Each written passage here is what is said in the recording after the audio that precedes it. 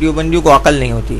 اب دیکھیں یہ تازہ ترین مثال جیسے کہ بھائی بتا رہے تھے کہ دیوبندی نے اعتراض کیا کہ اعلیٰ حضرت علیہ رحمہ کو اردو نہیں آتی.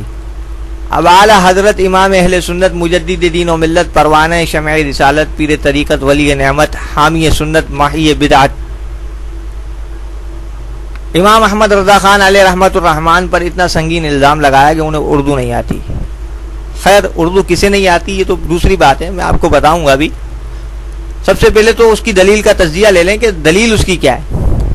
اعلیٰ حضرت پر اس الزام پر اس نے دلیل کیا دی ہے. اس نے سورہ رحمان کی آیت نمبر 7 ووضع المیزان کے متعلق اعلیٰ حضرت کا ترجمہ دکھایا کہ اعلیٰ حضرت نے یہ ترجمہ کیا ترازو رکھی.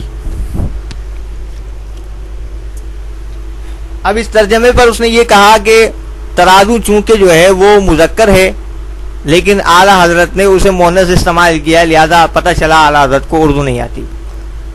مگر یہ صاحب اگر جو بھی پتہ نہیں کون ہے, یہ جو معترض ہے وہ معترض اگر اپنے اس پیٹ کا درد اپنے حکیم کے پاس لے جاتا اور اس سے معالجہ کرواتا تو یقیناً اس کی جو ہے تسلی ہو جاتی, اس کا پیٹ کا درد دور ہو جاتا, وہ اعلیٰ حضرت علیہ رحمہ پہ یہ الزام نہ لگاتا. اب دیکھیں ان کے مجدد اور ان کے پتہ نہیں کیا کیا ہیں, حکیم الامت حکیم, انہی کے پاس علاج ان کا کروا لیتے ہیں. انہوں نے ترجمہ کیا گیا. اشرف علی تھانوی صاحب نے اپنے ترجمے میں ووضع المیزان کا ترجمہ کیا اور اسی نے دنیا میں ترازو رکھ دی. اب انہوں نے بھی ترازو کو جو ہے مؤنث استعمال کیا.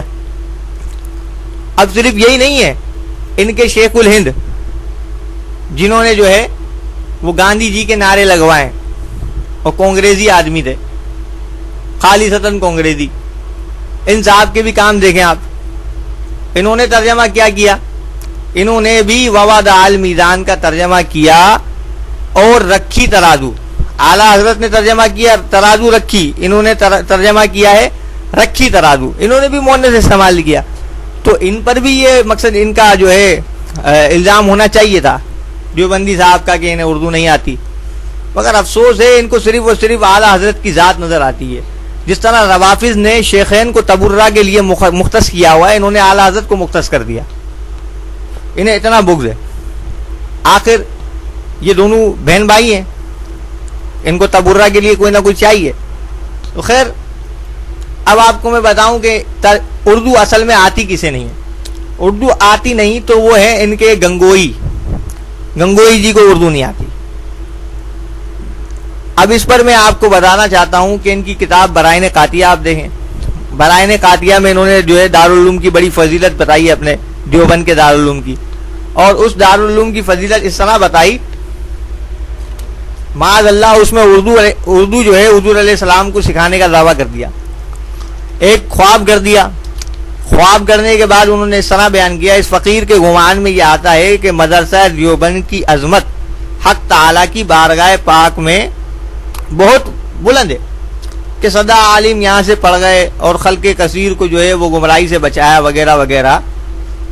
یہی سبب ہے کہ ایک صالح فقر عالم علیہ السلام کی زیارت سے خواب میں مشرف ہوئے تو آپ کو اردو میں کلام کرتے دیکھ کر پوچھا کہ آپ کو یہ کلام کہاں سے آ گئی.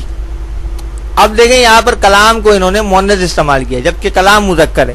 پتہ چلا ان کو اردو نہیں آتی. الٹا چور کوتوال کو ڈانٹے, حساب تو یہ ہو گیا ہے.